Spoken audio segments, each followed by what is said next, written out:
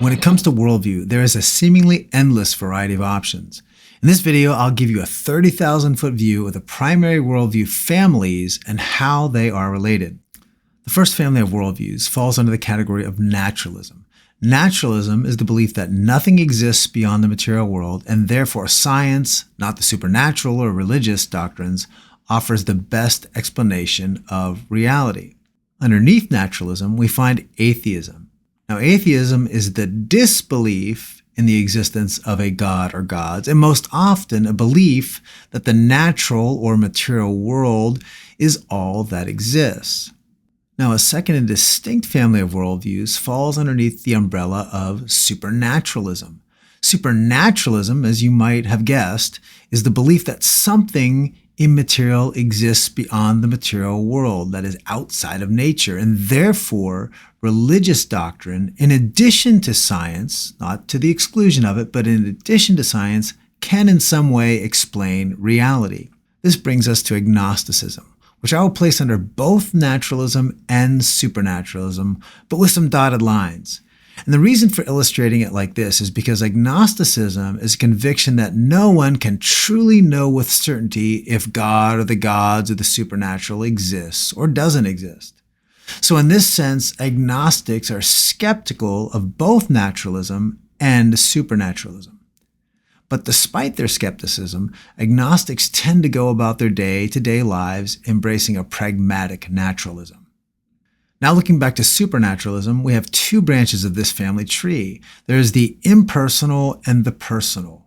Underneath the impersonal supernaturalism, we have Platonism. Platonism is a belief that the material world is organized and ordered by a set of immaterial objects or laws. Underneath impersonal supernaturalism, we also have pantheism. But notice, here again, I've added a dotted line from naturalism to pantheism. This is because there are different kinds of pantheistic worldviews, and they don't always fit neatly into one category. So, this is where I'd like to introduce a deeply philosophical term. Some worldviews are really squishy, and it's not always easy to fit them into one family tree. That said, from our 30,000-foot view, pantheism is a form of impersonal supernaturalism that sees God as the universe and all that it contains as God. Now let's turn to the personal forms of theism. In this family of worldviews, theism is a belief in the existence of at least one, but maybe more, personal and intelligent divine beings. Under theism, we find polytheism, a worldview that includes belief in many gods. We also find monotheism, a worldview that holds to the existence of only one God. It is here within the family of monotheism that we find the three great Abrahamic religions, Judaism, Islam, and Christianity. This visual certainly does help us understand the big picture regarding our worldview options, but before we can move in closer for a deeper look, there are several things to keep in mind. First, every worldview is shaped by both religious commitments and cultural influences. Second, every worldview makes a truth claim about ultimate reality.